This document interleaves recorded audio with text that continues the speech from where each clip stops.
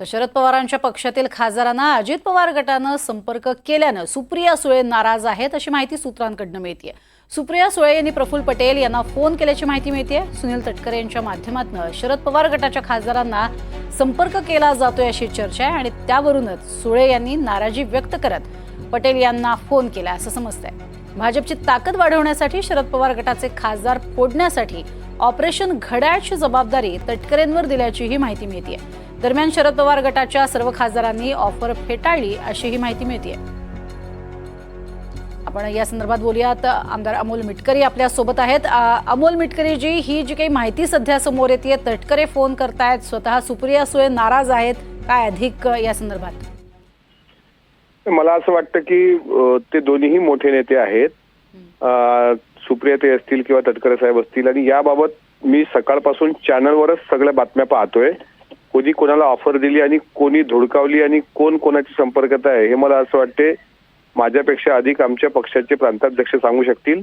त्याबद्दल मला अजून काही माहित नाही। मी पूर्ण माहिती घेऊनच त्यावर बोललेलं उचित राहील। पण वारंवार अशाच बातम्या समोर येत आहेत की तटकरेंनी ऑपरेशन घड्याळ राबवण्याचा हाती घेतलेला आहे, त्यांच्या हाती ते मिशन देण्यात आलेलं आहे आणि त्यासाठी शरद पवार गटातल्या अनेक खासदारांना त्यांनी संपर्क साधलाय।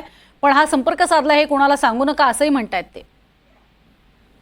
मग तेच म्हणतोय की शेवटी ते प्रदेशचे अध्यक्ष आहेत तटकरे साहेब, त्यांनाच याबाबत अधिक माहिती असेल। मला जेवढी माहिती आहे ती अनेक लोक दादांकडे येत असतात, भेटत असतात, कामाचं निमित्त घेऊन येत असतात, कधी कोणी खासगी कामासाठी भेटत असतं, त्यावरूनही बऱ्याच काही गोष्टी दिसतात। पण तुर्तास मी एवढंच सांगतो की या सगळ्या घडामोडींमध्ये जर आपण सांगता त्याप्रमाणे तटकरे साहेबांनी संपर्क केला असेल तर आदरणीय तटकरे साहेबच या बाबतीत बोललेलं योग्य राहील मला असं वाटतं। कारण मला याबाबत माहिती नाही, कारण मी पार्लमेंटरी बोर्डचा सदस्य नाही आहे। मात्र एक नक्की सांगेल की पक्षवाढीच्या दृष्टीने जर काही असे प्रयत्न होत असतील तर त्याचं निश्चितच स्वागत राहील। नक्कीच अमोलजी, अशा पद्धतीनं प्रयत्न करणं म्हणजे जे ऑपरेशन लोटस राबवलं जायचं त्यावरती टीका व्हायची, असं ऑपरेशन घड्याळ राबवणं कितपत योग्य आहे? नाही, पण ते राबवलं हे कोणी सांगितलंय? ह्या बातम्या चालतायत, आम्ही काही राबवलं बिबवलं नाही आहे। आणि योग्य आहे की अयोग्य आहे हे सुद्धा ज्या वेळेस ते सिद्ध होईल की ठीक आहे तसंच काही आहे तर त्यावेळेस तुमच्या या शेवटच्या प्रश्नाचं उत्तर देणं योग्य राहील। असं एकदम आपण नाही ना काही लावू शकत। कोणीतरी बातमी आली असेल आणि एकदम ऑपरेशन लोटस सारखं आम्ही काही करतोय असं मला नाही वाटत काही।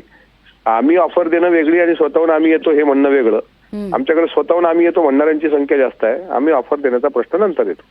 नक्कीच, तुर्तास धन्यवाद आमच्याशी बोललात त्यासाठी अमोल मिटकरीजी। तर आमदार अमोल मिटकरी यांनी या संदर्भात स्वतः तटकरेच काय ते सांगू शकतील असं म्हटलेलं आहे। ऑपरेशन घड्याळची जबाबदारी तटकरेंवरती देण्यात आली आहे का असा सवाल आता उपस्थित होतोय, कारण अजित पवार गटातले खासदार जे आहेत त्यांची संख्या ही अर्थातच अत्यल्प आणि त्याच तुलनेत शरद पवार गटातील खासदारांची संख्याही चांगली आहे आणि त्यामुळेच हे ऑपरेशन राबवलं जात आहे अशी माहिती सध्या मिळते। आणि याचमुळे सुप्रिया सुळे सुद्धा नाराज असल्याची माहिती समोर येते। त्याबद्दल सुप्रिया सुळेंनी प्रफुल्ल पटेल यांना फोन केलाय आणि आपली नाराजी त्यांनी उघडपणे व्यक्त केली आहे असंही कळतंय। तर एकीकडे असे फोन स्वतः सुनील तटकरे यांनी केलेले आहेत का हे देखील जाणून घेणं तितकंच महत्त्वाचं ठरणार आहे। आणि अशा पद्धतीनं हे ऑपरेशन घड्याळ राबवलं जाते का, आपली ताकद वाढवण्याचा प्रयत्न करण्यासाठी हे मिशन राबवलं जातंय का हे पाहणंही तितकंच महत्त्वाचं ठरणार आहे।